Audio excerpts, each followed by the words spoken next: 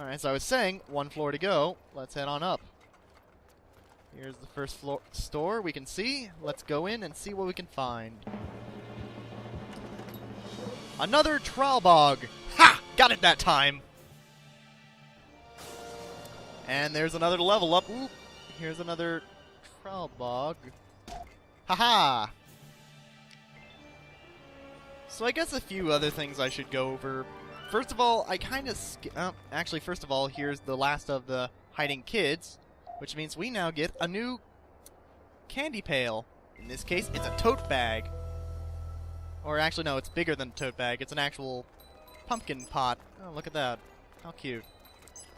So I guess the first thing I neglected to mention, actually, is that, what is it?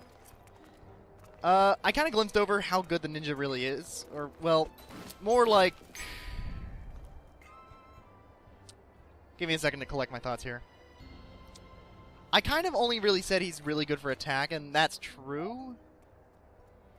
Actually, no, I think I have it going over this. Never mind, I'm just pulling another blank. Ignore me. Let's just knock on this door, clean out this store, and see what else we can do. Will do. Once I save my sister, of course. And as you can actually see there, when we got that monster badge, we are actually wearing it right now on our actual costume. If we switch to another costume... Oh, actually it doesn't show on this costume. What the heck? Does it only show on the... Does it only show on the ninja costume? That wasn't part of the ninja costume, though. So why is it only showing on the ninja? Okay, that's strange. I didn't actually think... Okay. Well, never mind. I thought the ninja... I've always just used the ninja from now until the end game, so I guess I just never noticed that they literally do not let you wear it on any other... Okay, well, I've just proven myself a fool. So before we go to the left, let's go to the right. And here we can find more candy. I don't know, I'm still slightly upset that I missed, like, the... Ooh, hello, sir. Let's sneak up on him. Okay, no, now I remember what I was actually going to talk about earlier. What it is I wanted to talk about the priorities for monsters using my little game-breaking strategy there. First, though, let's talk to this kid here, who wants a Slime Beetle's Creepy Treat card. Because here we have it. And we get another Creepy Treat card in return. Great. Another one for the collection. But yes, in battles, the way you want to prioritize the monsters is you always want to stun Magi or Shamans first. Now, if you have to choose between two Magi and a Shaman, you should prioritize the Magi over the Shaman. Because if you do your strategy right, the Shaman will waste his turn healing himself, because the ninja will do so much damage to him. So, ideally, that will keep the Magi off your back, and the Shaman won't get a chance to attack because he's going to be too busy healing himself. So there's that. And then you can just one-shot him afterwards. So I think we're almost done with this area, actually. There's only one more place to trick-or-treat. Though we're still missing a costume piece for the unicorn. Oop. Hello, troll. Oh, haha! Alright, so I just wanted to see there if I could actually sneak attack the guy from right in front of him. And apparently it works because he can't see you. I mean, how can he see you? You're ninja, and he... Yeah, well, what do you know? It actually worked. By Joe, it actually worked. So yeah, this should be the last of the stops. Let's see. Monster or grown-up? Monster! And that is the last of them. And there they go, riding the train. Aw, aren't they a jolly bunch? Uh-oh. Oh, we didn't erase that message, did we? Shoot, now they're gonna know we're after them. That's not good. But let's take a shortcut back down to the first floor. Whee! Oh. Now we go over here, open this, and we get some glitter, which is all we need to make the unicorn costume, which actually looks like a unicorn. Look at that. Wow. So what I want to do is switch Reynold back to the ninja costume and switch Lucy to the unicorn costume. Because the unicorn costume is for all respect and purposes, an upgrade to Statue of Liberty. Because it is a healing user. Like, I think it's better if I show it off here. So, first of all, Unicorn gets plus 40 HP. It is designed to stick around in battle. What's more, if I scroll over to it, you will see that its combat ability is My Pretty Panacea, which is actually a revival move. If a party member ever gets KO'd, you can restore them and then heal them to full. But just because it says it's a revival move doesn't mean it can only be used for that. You can use it on party members that are not KO'd, and it will heal them to full. So this is a very useful costume with a very useful ability. Now, unlike Statue of Liberty, this healing will only apply to one party member and not multiple, so it's definitely not as good. But it's good enough. Now we're level 7. We should have a few more badges here from Sadie. Aha! The Rotten Egg, which is an upgrade to the egg. Definitely want to get that. Let's see. Do I want this disembodied arm? At this point, all the stamps are going to start repeating. So there's not a whole lot here that I can show. So I'll just go ahead and get that. We'll equip this on Everett. Switch over to Quest because trying to exit out otherwise will not end well. And now we can go over here. So now if I recall, one last thing we have to wrap up here, one last loose end, is this kid up here. He needed an extra Cinnamon Brain card.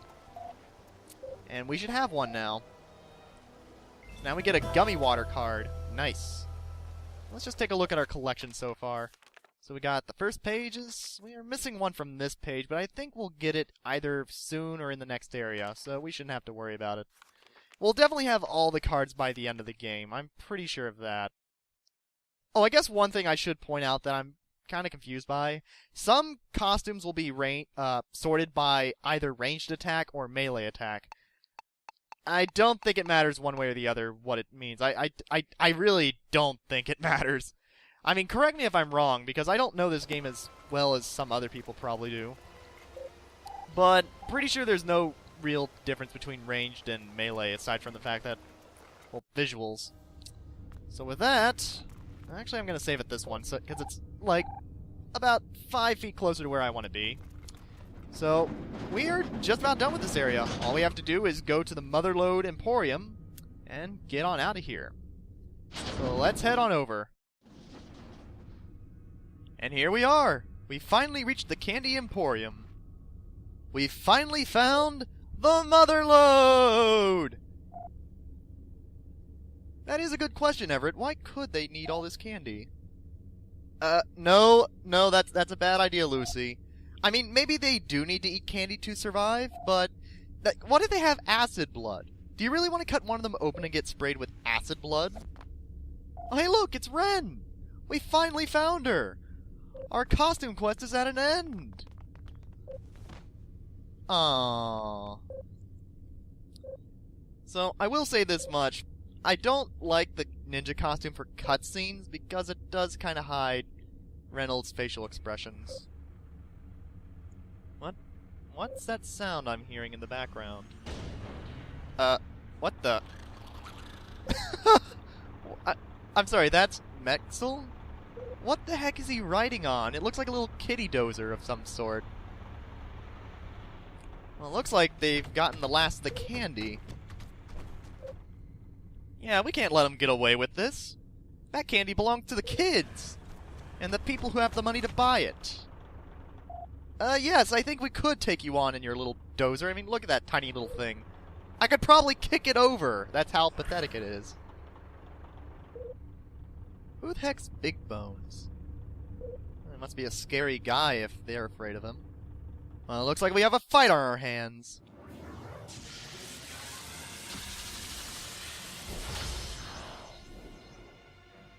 Alright, so we have a pretty straightforward battle here to start off.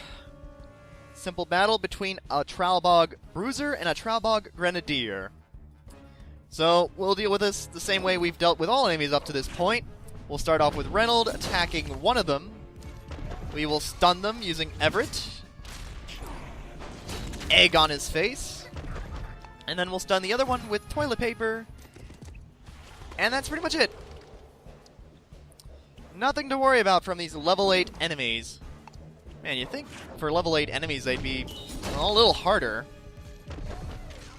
Then again, I don't know if the programmers really meant for stun to be this broken.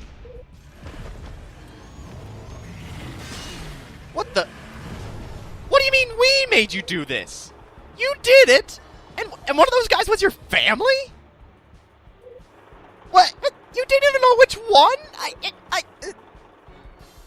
Okay, we have to take this guy down now.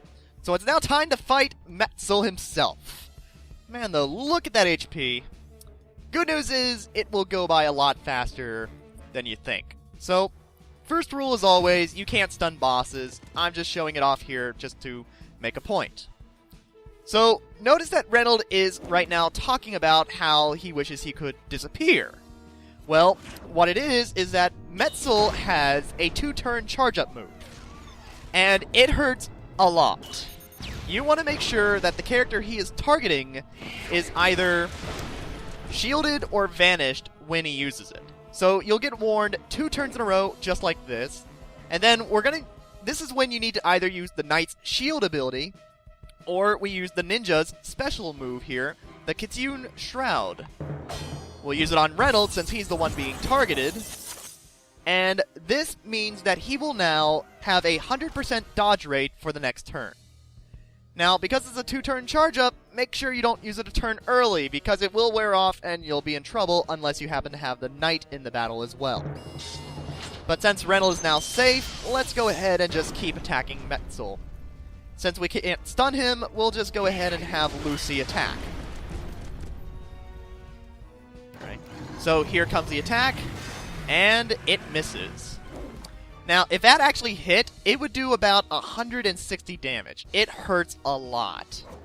So you want to make sure that you have someone with either shield or vanish ready at the time when he is about to attack. Now, because he has a 2-turn charge up, this does give the character time to build up the ability if they do not yet have it. So at least the game is fair enough to give you a chance. So now with this should finish off Metzel. I don't know if I'm pronouncing his name correctly. But we destroyed his Candy Dozer, which means now we have a second phase of the fight here, which goes more or less the exact same. We still can't stun him, so I'm not even going to bother. And now he's targeting Everett with his 2-turn charge up. So let's go ahead and attack this round while he's defenseless. Missile Barrage, so we can get a little extra damage in, and a bit of fire. And go in for another hit, Lucy. Yep, so he's still focusing on Everett. Let's use Kitsune Shroud on Everett to make sure that he survives the blow. To be fair, he does... actually, no, he doesn't have enough HP. Never mind. I was going to say he probably does, but I guess he doesn't. So now we'll attack. And we'll attack again. And now he's going to do his attack. Now, you'll notice that in his second phase here, that move does have splash damage.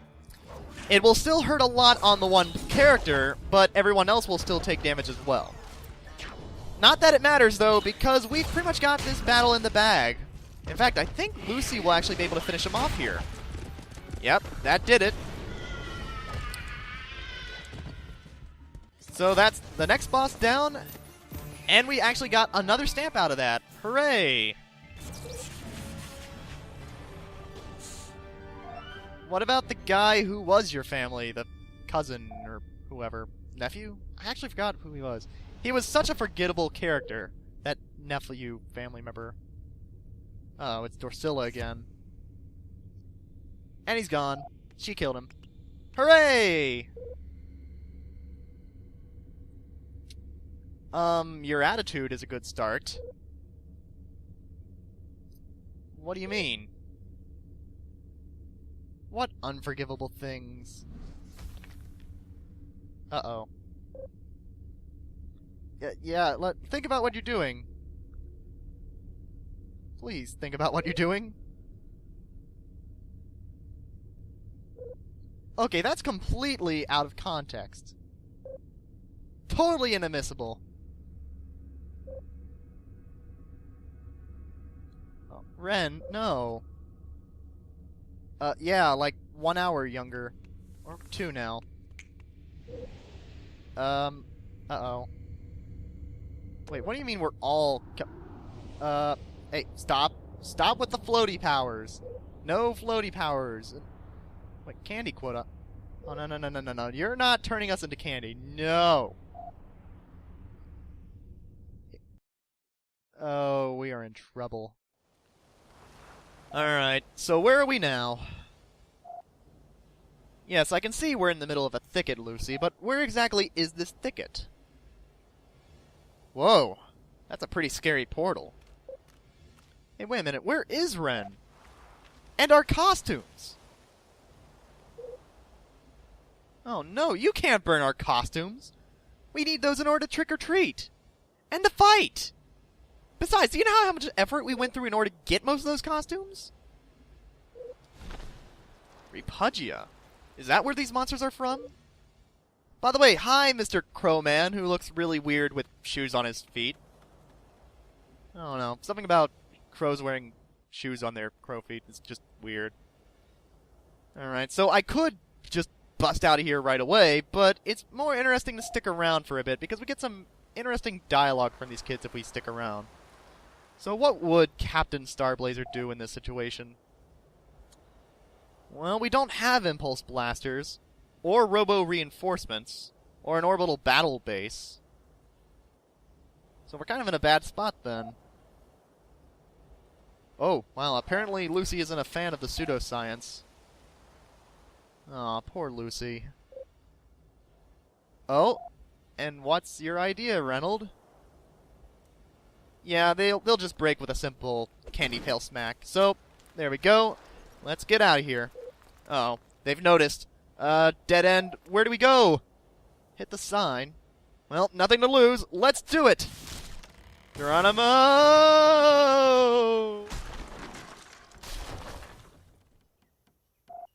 Oh no, our very shitty costumes that...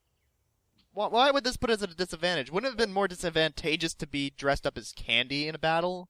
Like, could you imagine a candy costume? I don't know. In any case, it looks like we're going to have to find a way to get our costumes back, and stop the Repugians, and save Ren, and stop Dorsilla, next time on Let's Play Costume Quest. This is Solomon signing off. Have a good day.